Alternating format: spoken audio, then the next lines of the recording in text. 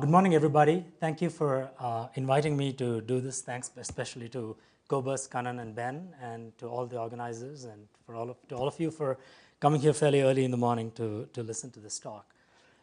So as Kobus mentioned, I am one of you, and my journey into research as a graduate student started at MobiCom in 1995, where it was actually the first MobiCom at Berkeley, and I'd written a paper on wireless TCP with something called the Snoop protocol, and that's kind of where I started my research career. So in many ways, 22 years later, it's really I'm really honored to be back here speaking.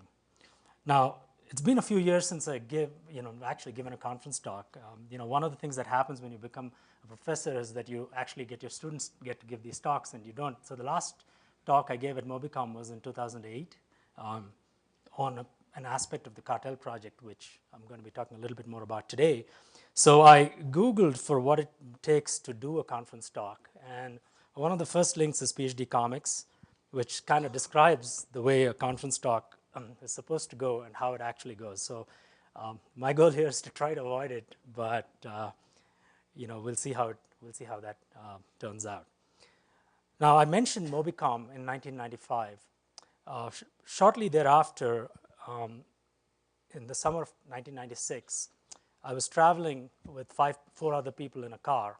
I was a member of the Berkeley Cricket Club, which was my diversion from my research as a graduate student. Every graduate student needs diversions, and so this was mine.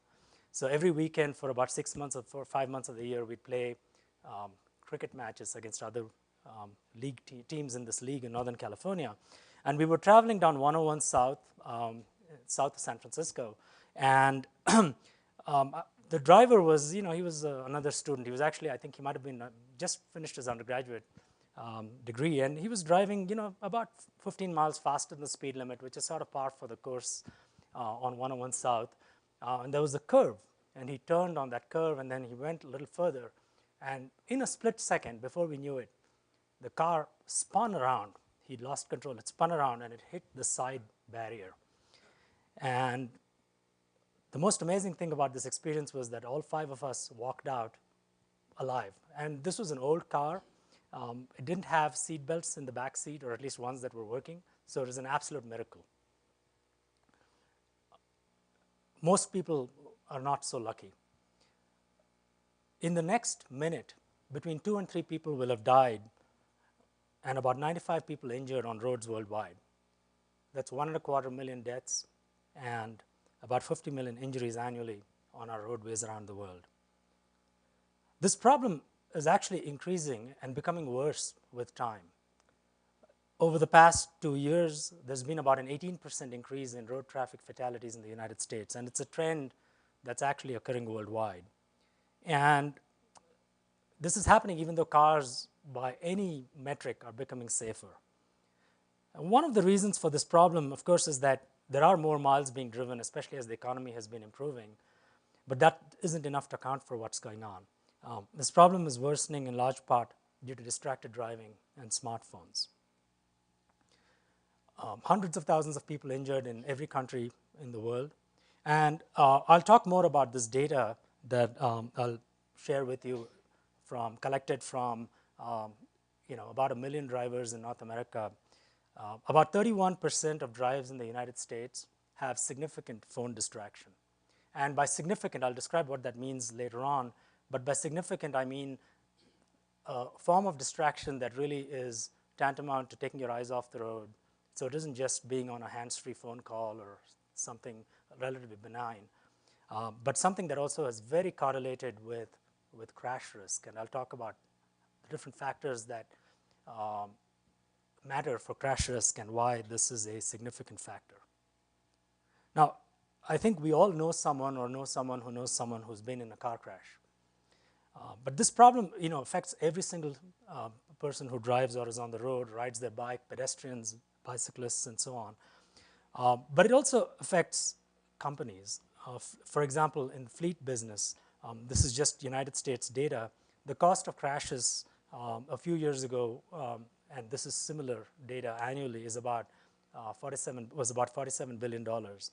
And distracted driving was by far the dominant single reason for this problem, about $8.5 billion.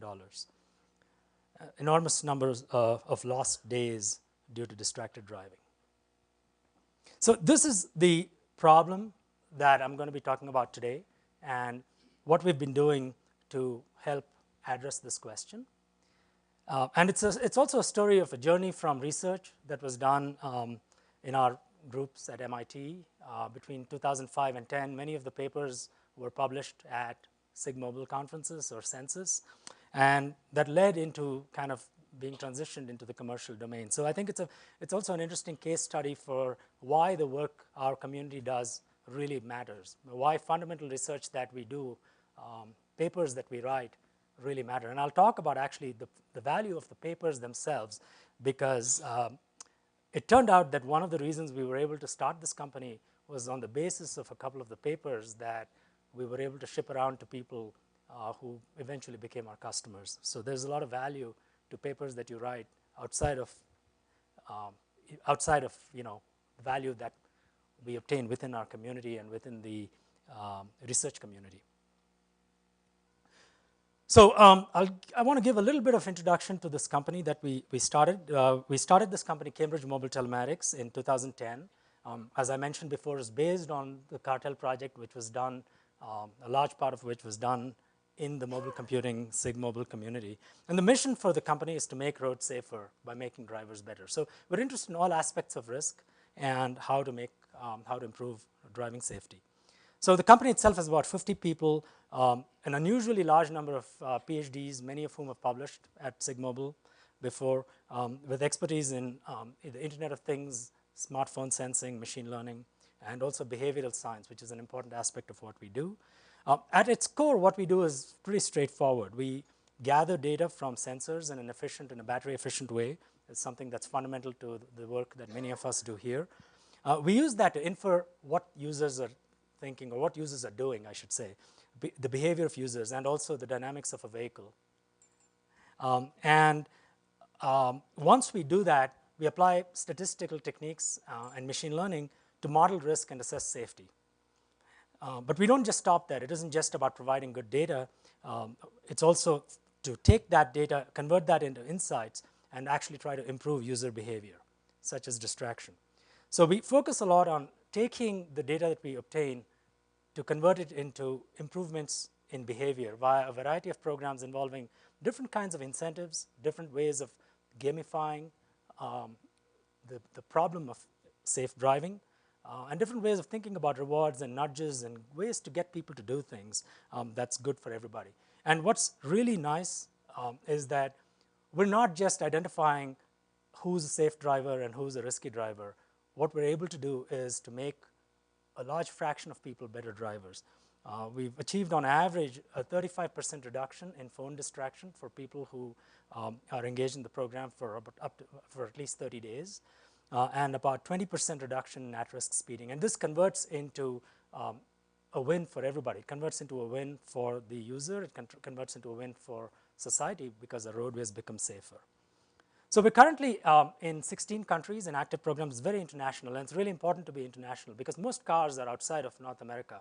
And the massive growth in vehicles is happening in places like Southeast Asia, Africa, India, China, and Latin America. That's where the action is. And actually, that's where the roads are, the roads are less safe in that, especially because the quality of medical care is not as good as in some of the advanced countries. But of course, we're in the United States. We have about 10 customers in insurance in the United States. So we work with about 25 insurers, and this is growing. We're hoping to, even by the end of this year, to increase this.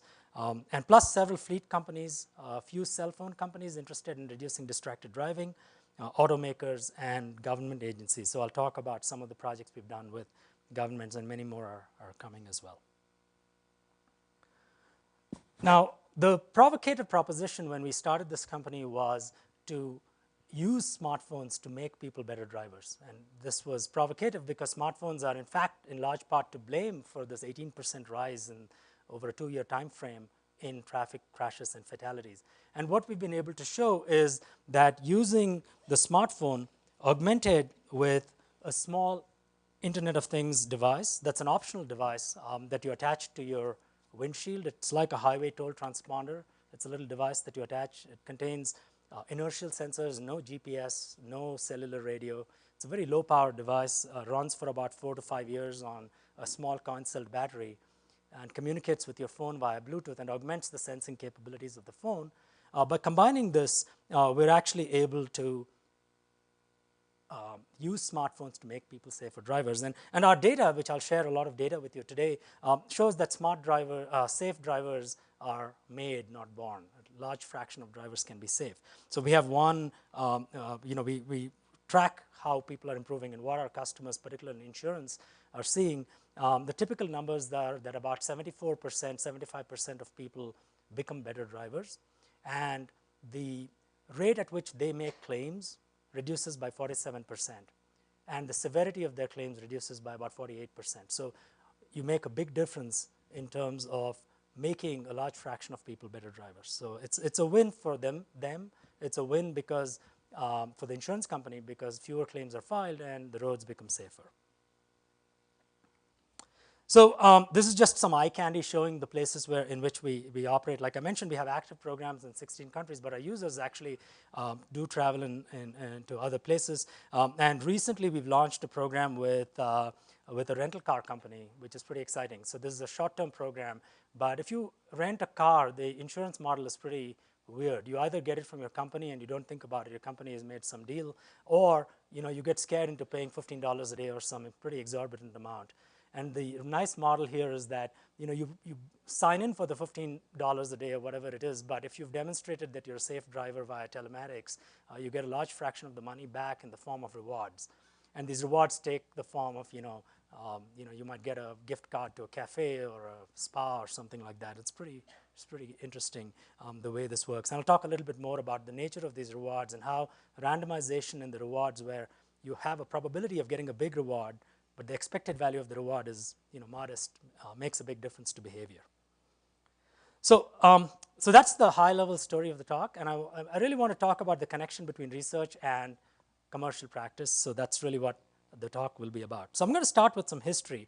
For us, this started with the Cartel Project, which was among the first projects to look at mobile sensing and build test beds to do that. And the first paper that we published on this was, there were two papers we published in 2006, one at MobiCom, on how do you connect mobile devices in cars, how do you get the data out of them? And we did a study of Wi-Fi access. And this Wi-Fi access was, and understanding Wi-Fi and Wi-Fi mapping has played a pretty fundamental role.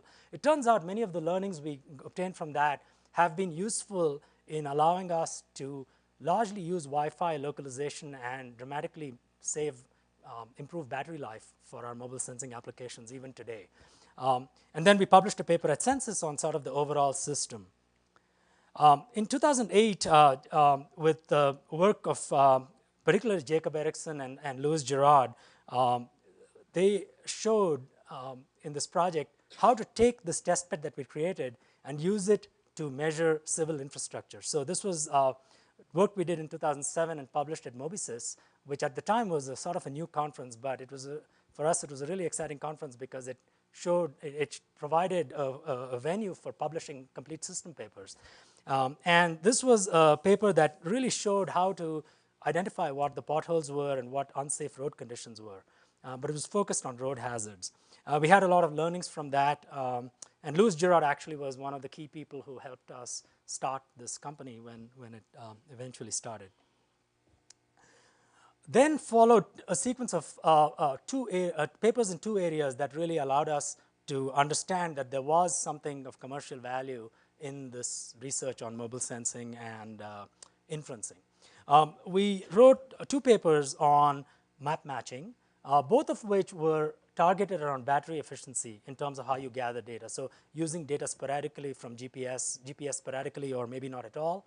One of them was VTrack. The leads on this were Arvind Tyagarajan and Lenin Ravindranath.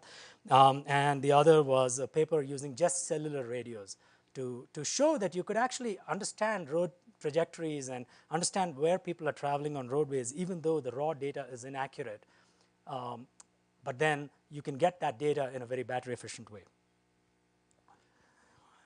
the last thread of research here was very important for us in demonstrating to potential customers that there was value in this research. And this paper on privacy, which was led by Raluca Popa, showed how to do things like insurance scoring, where you might have an insurance company that's trying to set your prices based on how often you drive way above the speed limit, or how often you drive at certain times of day, or how many miles you drive. And what this showed was there was a way to architect this in a system that did not involve sharing a lot of location information. At times you were obeying the rules with an insurance company or with a third party. So we applied this to tolling and insurance.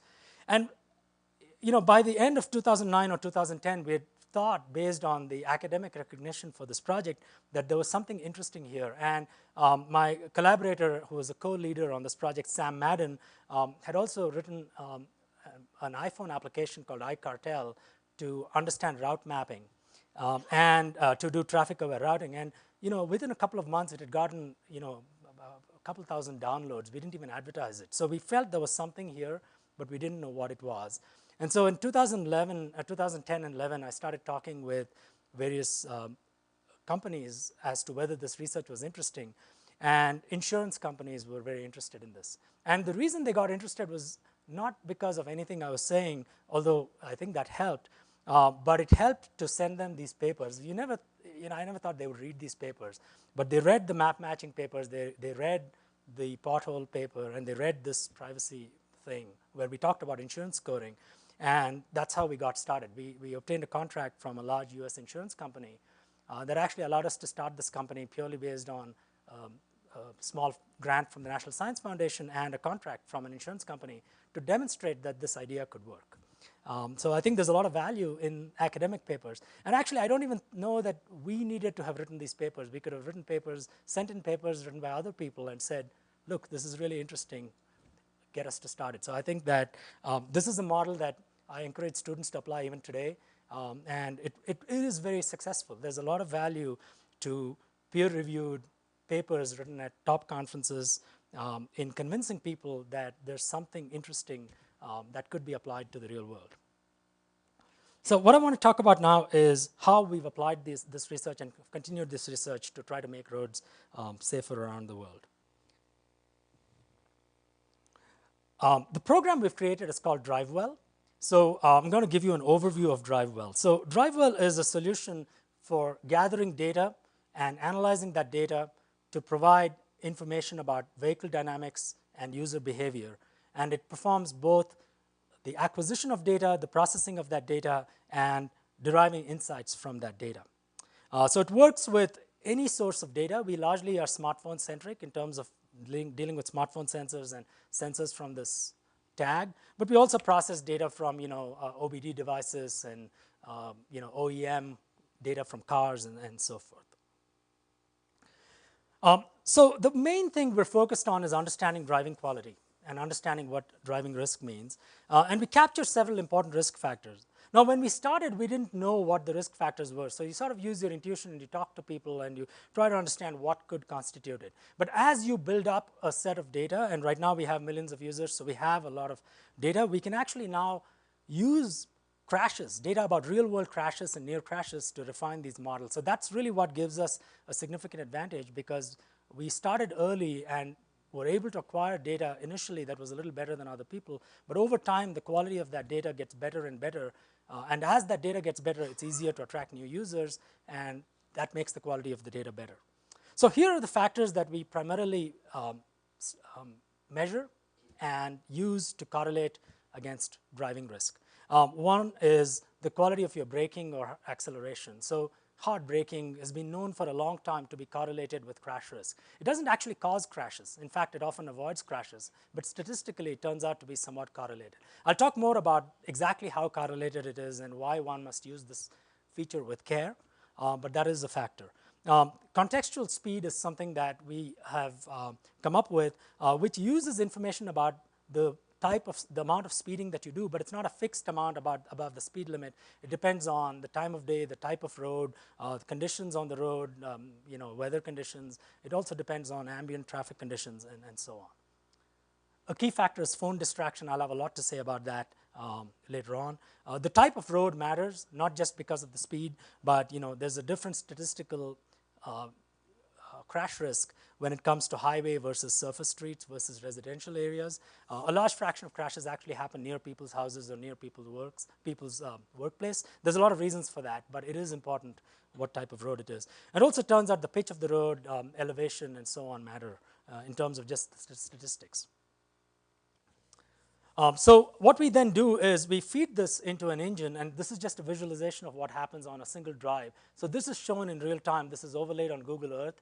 So you see that there's braking that happens, and then the person's driving. And every time there's an event, you just see it coming up. There's a hard acceleration that happens, in this case, after a stop sign. And we overlay this internally on Google Earth because it gives us a lot of insight into kind of the type of roads people are driving on in order for us to be able to make better inferences and just understand whether these metrics are kind of doing something that you want it to do. So I'm going to now show you a little bit of a demonstration of an actual app here. Let's see.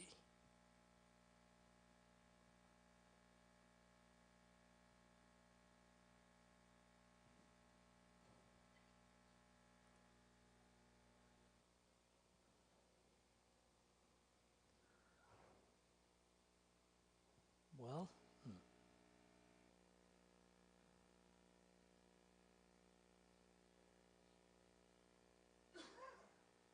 okay. So we have many applications, and the way the system is designed is we have a reference application called DriveWell. At the moment, it's not actually available for the public to use, although that will change in the near future.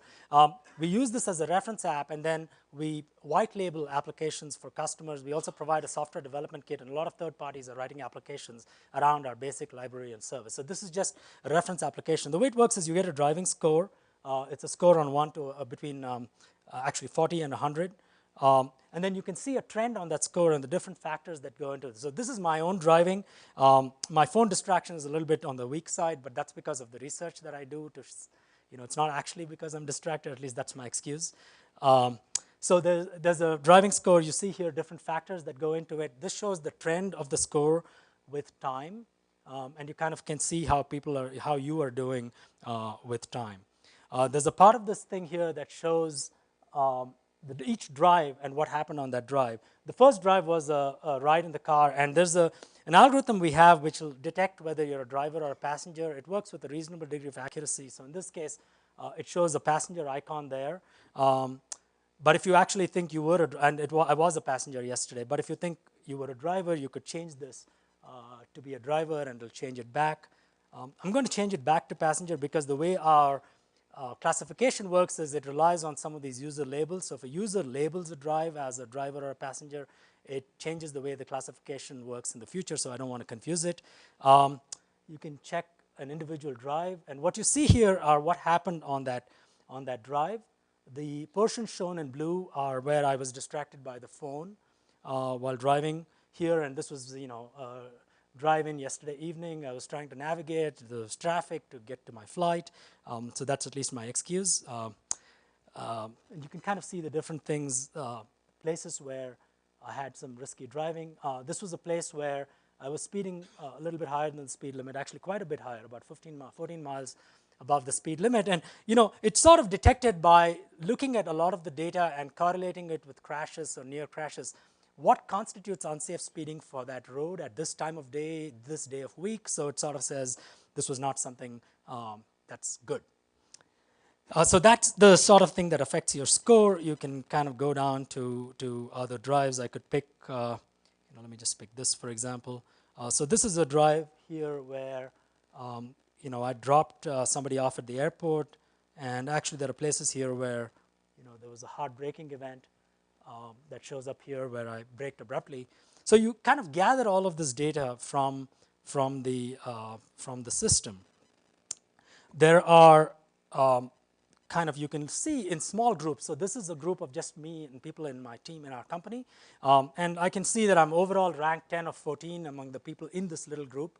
And so we use this for example, with fleets or with other companies where companies and enterprises will use this to create teams amongst themselves to encourage safer driving. So in this case, I'm basically near the bottom of the list in almost everything. And you can also look at streaks, which is something that we found a lot of users try to beat their own streaks. So my best streak is 11 trips without any distraction. At the moment, I'm at 0, so I'm going to try to beat that. I did 42 trips in a row without any speeding, but now I'm at 0. So I did 14 trips was my best streak for non-braking. So there's a lot of behavioral science studies that show that having these streaks actually gets people to do better, because you always want to try to beat your streak. And the problem is one mistake puts you back to 0. It gives you something to compete against. So we do a lot of these studies, and we also find that different users respond to different things. So we've been now targeting different types of incentives to work with different users. We also have an app that we've partnered with another company, and this has many, many hundreds of thousands of users. It's called EverDrive. And one of the things EverDrive does, which is publicly available, you can check it out, you can actually compete with people in your state. And at the moment, I'm not very good. I'm in the top half of people in Massachusetts. And there are some pretty amazing drivers here who get into this. It's very, very hard to get a score near 100, but there are people who've done hundreds of miles. Some people who've done, this person has done, the number 7 person has done 1,300 miles with a score of 99.4. So people really get into this stuff. We've done contests like Massachusetts versus New York. We've done Boston's Safest Driver. We have things coming in other US cities in the next 6 months, working with city governments to get people to want to become safer drivers. So let me get back to the presentation now and talk a little bit more about some of the technology and some of the data.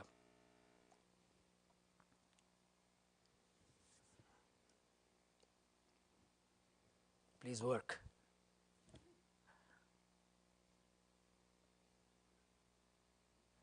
Okay, good. So the architecture of the system is in 3 parts, shown in blue here. So there's a piece that runs on the phones, which is the software development kit that does mobile sensing. And the main challenge here is to do it in a battery efficient way. And it's important to not only have low battery consumption when somebody is driving, but also when they're not driving. Because you're always trying to figure out if they're starting to drive. So you need a way to measure and do the processing of sensing information even when you're not driving. And we've spent a lot of time optimizing that battery consumption as well. The data then gets delivered to the cloud via Wi-Fi or cellular. We actually offer both options and pick whatever is opportunistic. We allow users to only upload data on Wi-Fi. And we actually find some very interesting country-specific trends where, in fact, in some countries we find that today it's gotten to the point where cellular data sort of is a little bit cheaper than Wi-Fi plus internet data. So people are voting with their feet. They're actually uploading the data more preferentially via cellular in some places because their home internet access is more pegged than cellular, which is pretty fascinating to see because that's very counter to the intuition that most of us have.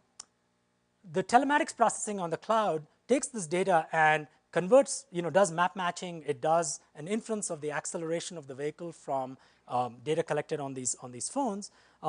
It measures distraction. It figures out if somebody is a driver or a passenger or what mode of transport they're in, and also does collision detection and impact alerts. So we've connected with a system that does, when somebody gets into a crash, it detects the crash, and within about a minute or two, it calls them and asks them if they need roadside assistance. And this has been rolled out since 2014, and it's one of the reasons why a lot of people in some of our customers have this program and people want this system.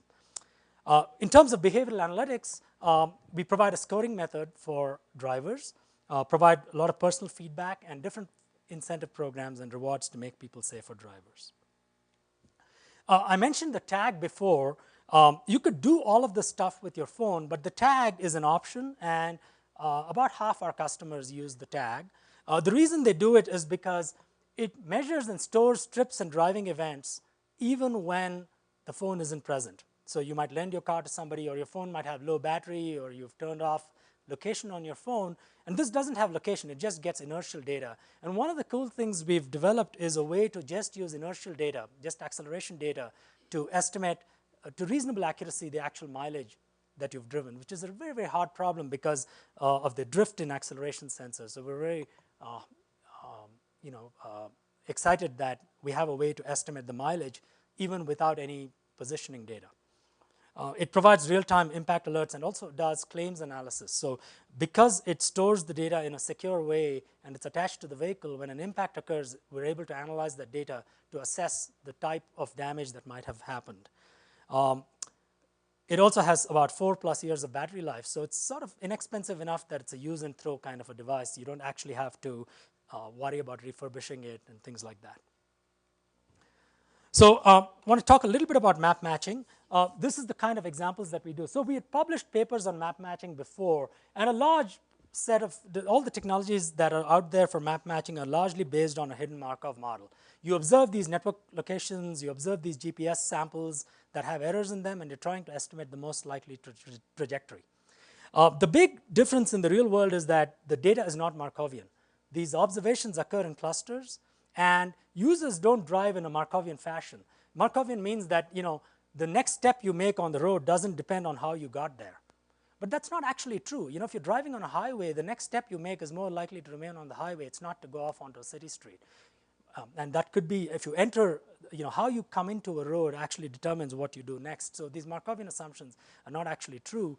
And so we've developed new algorithms that will do this a lot better than some of the published work. But of course, it wouldn't have happened without the literature that was published.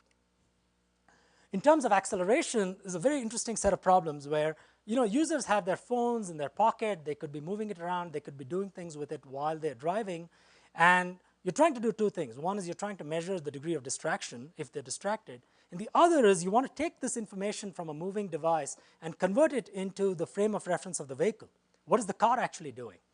So to do that, we have some algorithms that involve constantly determining the orientation, the three-dimensional orientation, the matrix that converts from the frame of reference of the phone to the frame of reference of the vehicle. So you see in this picture here, the user was more or less steady with their phone on top. That's showing the acceleration on the top. The 3-axis acceleration is a function of time. And then the orientation changes, and you want to track that orientation, and we do that with a segmentation algorithm that determines it. But the problem is it's very tricky because sometimes the data looks like this, where the phone is sort of continuously moving, and you want to still be extracting the orientation matrix. And this is a very challenging problem where there are very many algorithms that are possible, and we have some that we use. In terms of the overall accuracy of the system, compared to an embedded device, which is an embedded high-frequency acceleration device, this shows on the y-axis the risk points, that is the degree of driving risk for acceleration and braking based on phone data alone, where people are doing random things with their phone. And the x-axis shows the same risk with an embedded device. And this is a scatter plot. There's about 22,000 drivers here randomly selected. And what you see here is a nearly linear fit for most of these users. The R squared is 0.97. And of course, there are outliers. There are various reasons for these outliers that you have to tackle. But the majority of the users fit in, and the slope of that line is very close to 1. So this shows that the quality of the algorithms is actually quite strong. In terms of mileage against an OBD device, again, the quality of the map matching is also very, very good. In terms of trip mode classification, we classify a trip into a variety of different categories, including whether they're a driver or a passenger. And the accuracy of that system, this was an evaluation done by a customer with about 110,000 users. And users were encouraged to tag their trips according to the driving mode with some incentives that they were given for tagging the trip. And we find that the recall is in the high 90s, which is very good and quite practical. So we've built a number of different applications with this, deployed in many countries around the world. And we've been able to collect a lot of data from these applications, some of which are in insurance, the majority of which are in insurance. There are reward programs that people are offered for being better. I mean, this is international, so there's customers in Japan, for example. And some of them are in the form of driving contests. For example, Boston's safest driver, or Singapore. We did a driving challenge in Singapore for finding Singapore's best driver. So we've been able to collect a lot of this data. And what I want to talk about in the next segment of the talk is, based on this data, what findings can we derive from with respect to risk factors in the smartphone era for driving. So let me describe the data set to you. So we've restricted this analysis to just data from North America because there are a large number of regional differences and countrywide differences. The way people drive in Japan, for example, is different from the way people drive in Australia. It's different from the way people drive in India. It's different from the way people drive in the US and Canada. So this is just an analysis with North American drivers. Everybody's using the same technology, but the apps are all different. There's a large number of different incentives that are provided. Insurance companies have different incentives from driving contests. Some of them do programs. Some of them are not related to an insurance company. For example, EverDrive, anybody can download the app. So the incentives are different. And we also have been able to curate and verify a large number of real-world crashes.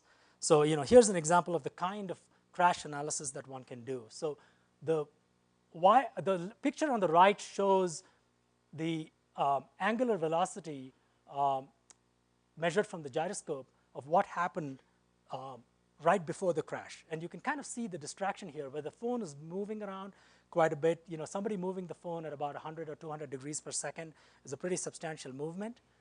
And then the screen was on during that. And then a few seconds later, there was a very rapid slowing, and the raw acceleration data shown here has a magnitude of 7G. I mean, 7G is a dramatic impact. You move your phone like that, it's probably 2G or 3G. So 7G is a pretty dramatic impact. And that's the kind of analysis you can do with the phone data. And what happened here was the user started at A in that picture in the middle. They went through C, they went up there, and then they did a U-turn and came back and they crashed mid-highway at B. And this was one example of about 1,000 verified crashes. And actually, the people we have in our data science team, in fact, they're PhDs in computer science, and they do this kind of analysis. It's very depressing because they find that very often the next trip from that phone is a hospital. And then sometimes they're there in the hospital for 2 or 3 days, and they come out. It's just really harrowing for them to. I mean, it's mentally taxing to see people going. You see that there's a hospital or there's a body shop that the car is taken to. So it's actually not. It's not easy to kind of just do this analysis and see thousands of people in situations like this. There's also near crashes. And so the reason I bring this up is this was an impact of about 5 Gs in raw acceleration magnitude, but it was not actually a crash. And we actually went through and were able to look at what happens with street view. This is inside a tunnel. The user is distracted by their phone, and then they enter this tunnel that's curving around, and then they almost hit. They slam on the brakes. It's a very high acceleration, but not a real crash. So 31% of all drives in our data set have significant distraction. And I've started calling phones weapons of mass distraction. 29% of the distractions in our data set occur at speeds above 56 miles per hour. This is just unbelievable. And on 11% of the drives, the driver was distracted for over 60 seconds while driving that vehicle. Now, we've been doing surveys, and this is something that our product team has done as a consumer survey. They commissioned a survey, and there's about 700 to 800 random people in the US in the survey. And they were asked, in terms of safety, what is your biggest concern about other drivers on the road? And so when surveys like this were done 10 years ago, the majority was driving while drunk. So I just would love to see a show of hands. You're allowed to pick one. So let's start with the bottom. Reckless driving, speeding, swerving, and hard braking of other people. There's like 2 people there. Okay, what about driving while drunk? Okay. Phone use while driving. So here's actually what the data shows. The population believes 55% of people say that phone use while driving is the most significant concern that they have about people driving on the road. The second is driving while drunk. Reckless driving of other people, and the third is driving while intoxicated. So, I mean, that's at least what the public perception is. So, what this means is a lot of people believe and understand that they are distracted. But what is fascinating about the data that we've collected, and when we ask users and show users, hey, you were distracted here, they say, oh, yeah, I didn't realize I was distracted, because it's become a part of our second nature. And you find that this is not just texting while driving. everybody has these laws. I mean, a lot of states have laws against texting while driving, but texting is a small fraction of what happens. It's navigation. It's, of course, phone calls. It's using apps. It's email. It's Facebook. I mean, there are people who are, on YouTube while driving. And I listen to YouTube music while driving, but the moment you're watching it and looking at it, that's a problem. But the really bad thing is that a lot of people don't even realize that they're distracted while driving, because to a large extent, these smartphones appear to have become a part of our bodies. So I've just collected some data here. We throw it all into a visualization engine. And I just want to show you the kind of data. There's a bunch of different US cities where you see places where this is happening. So distraction happens in a lot of places. Chicago, you can kind of see places in Chicago where more than 10 or 20 users, I think, were distracted within a short time frame, within a week or so. So we put all this data into this thing.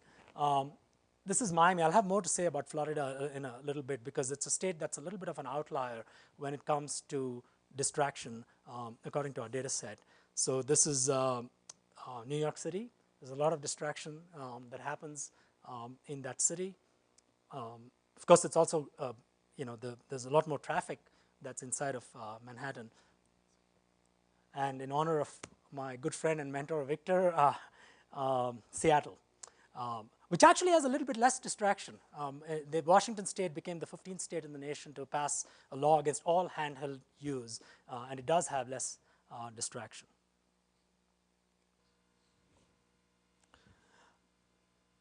Now here's some more data based on this analysis of risk factors. Drivers who are in a crash, based on curated verified data, have 3.4 times more phone distraction than the average driver. They have 3 times more at-risk speeding, which is the sort of contextual speeding. It's not just going a little bit above the speed limit, but substantially above based on contextual factors. And they also have a little bit more heartbreaking than the average driver, 1.8 times, and 1.6 times more driving than the average driver. So these are factors that are correlated, or in the case of distraction and at-risk speeding, appear to be causative of crash risk. So the way statisticians and actuaries think about this, 6 years ago I knew nothing about insurance, actuarial science, or applied statistics, but now I pretend to know a lot.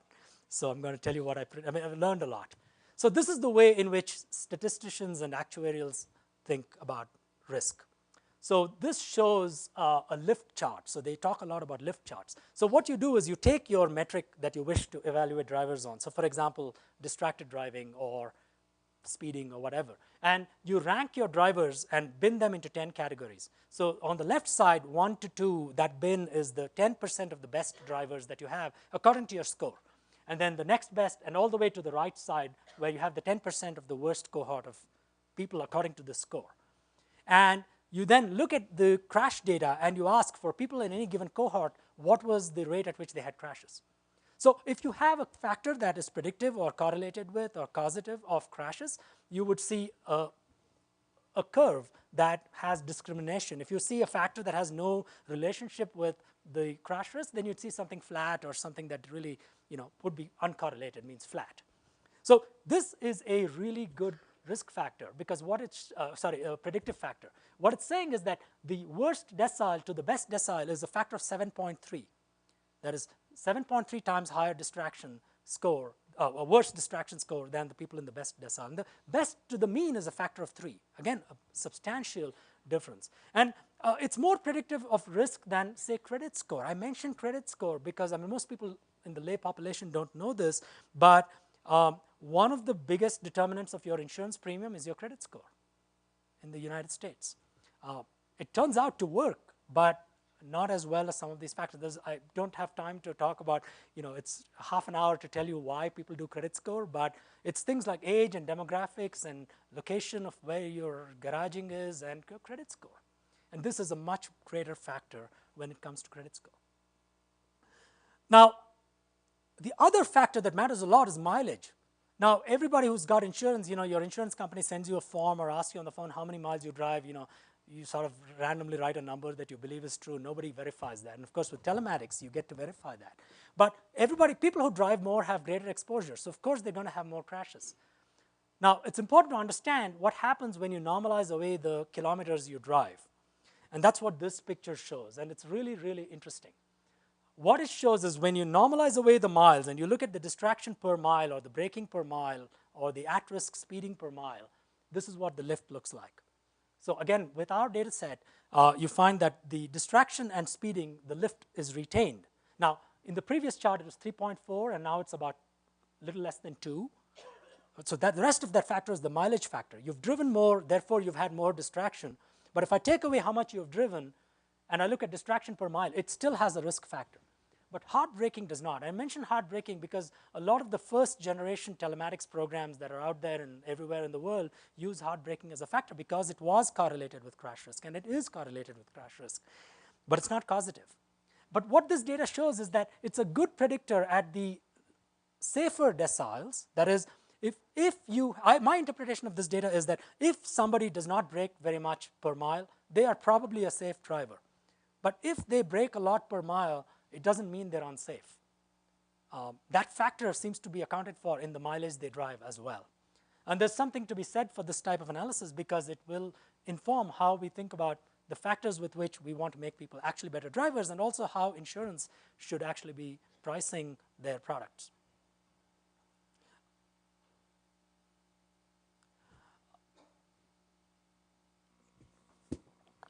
The other question you can ask is carrots versus sticks. So we've done this analysis, and we keep doing this analysis because the data keeps changing as more users come on board and people's pattern of driving changes by season of the year. So this analysis is a particular snapshot in time.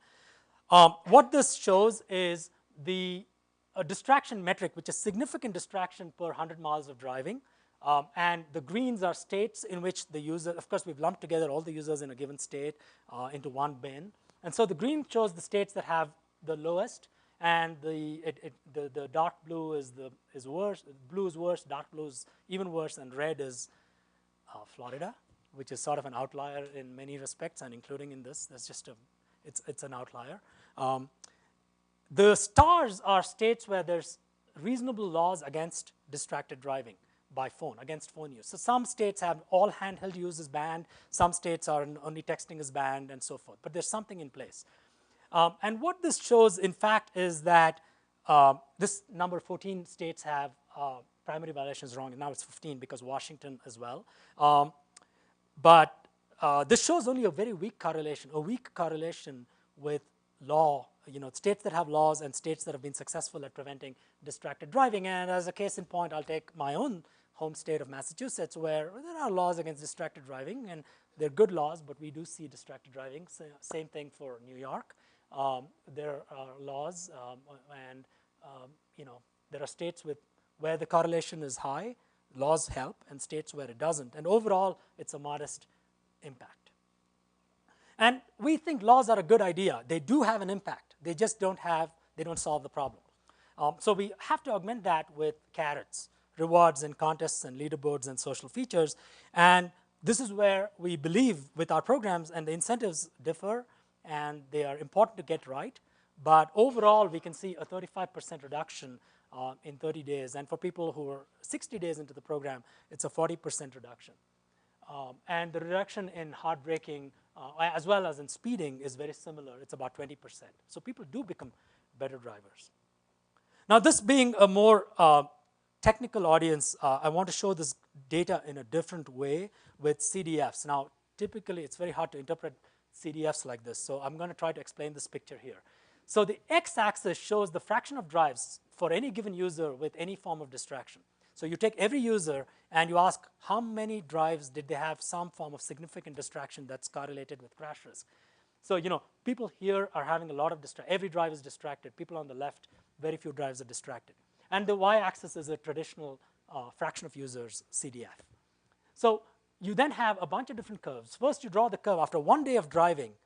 How much distraction did the user have? And you see that as this picture at the curve at the bottom shown here is 1 day. And then you pull that out over 45 days, 15 to 45 days is the picture shown right on top. And you see that the CDF pulls outward. Now, if everybody were distracted in all their drives, the CDF would go flat along the x-axis and should be sharp. If nobody were distracted, you would see it peak at 0 and then flatten out on top. And so pulling outward is actually kind of a good thing. And you see the gap in the median as an example of the kind of improvement that you get. So the summary here of this portion of the data is that smartphone analytics provide a pretty strong lift. But even after accounting for mileage, distraction and at-risk speeding maintain that lift. Hard braking has a lift, but not at the worst deciles. Sticks work, but not really well. But carrots appear to have a dramatic impact in making people better drivers. So I want to end with a couple of slides on kind of what the business case is. So we did a survey where we asked people, how would you prefer your insurance rate were determined? So I'd love to see a show of hands here. You're allowed to pick, I think here we're allowed to pick multiple factors. So how safely you drive, okay? Where you park or live. Nobody believes this. Well, it is correlated with crash risk or with theft. Your credit score. Well, almost all of us are being pegged on our credit score today. So, it's interesting. And most people don't know that. Your income. Says the Google man. Car make and model. Yeah, this seems like a valid point. Gender, age, and marital status. Well, that's also used. Okay, well, here's what consumers thought. This is the use case for why people actually kind of want this. And we've done a lot of questions asking about whether they're worried about their privacy, and they are worried about their privacy. You need rules to determine how you deal with the data, but much larger fraction of people want this sort of thing. Okay, this is an interesting question. We've done lots of surveys where we ask people, are they good drivers, bad drivers, excellent drivers, and so on. So this is a version of that question. If your insurance company adjusted your rate based on how well you drive, how many of you, you're allowed to pick one, how many of you think that your insurance premium will drastically increase? That is, you're a worse driver than you're being charged. 1, 2, 3, okay. Moderately increase, okay. Stay the same, okay. Moderately decrease, there's more. Drastically decrease. Okay, we did another version of the survey, and we found that 81% of people believe that they are well above average or excellent drivers. And the data actually says that if you don't have anything, about 33% actually would be considered good drivers. There's a gap between 33 and 81. And in this survey, about 67%, two-thirds of people believe, it's sort of similar to what happened here today, was that, you know what, my rates are going to decrease and moderately decrease, drastically decrease. That doesn't actually happen in fact, but what does happen, and we're very happy to see, is that, as I mentioned before, about 75% of users, according to some customer data, actually become better drivers. 74% of users become better drivers. So they're not actually better to begin with, but you need the right information, the right incentives for them to actually become better drivers. So this is sort of the business case here. For example, that they have about 3/4 of drivers improve, and those drivers have fewer claims, and their claims are also less severe. We also have a lot of nice feedback from users, which ultimately is what really motivates us. People really like using the different apps that we've helped build with this technology, be it people with children, or teenagers who are driving, or people who just are trying to make themselves better drivers. So I'd like to conclude by saying that there are many, many open questions and opportunities and challenges. We're developing new IoT devices, low-power IoT devices that will augment the smartphone sensors. We have massive efforts underway in scalable and accurate IoT analytics and processing. We've built a platform that really scales extremely well on the public cloud and does so to process data at scale. But there's deeper and deeper analytics that are very interesting to be doing, and we have the ability to collect this data now. Security and privacy protocols have become more important in the marketplace, particularly security around both laws that have been set up in places like Europe, which in fact provide technical challenges for our community to solve. Anomaly detection is very big. You cannot QA products like this. You kind of have to, because it's dealing with all sorts of, 2,300 types of Android phones and all sorts of other problems. So you need to do things automatically. We're doing some work on trying to help autonomous driving. advanced crash detection, and so forth. It would be remiss if I didn't say that we are actually growing our team, and people in the audience here, many of students who, if you're interested, please come and talk to me. We're growing our team in a variety of different ways, and that's our website. And please feel free to send me email. So thank you very much for your attention.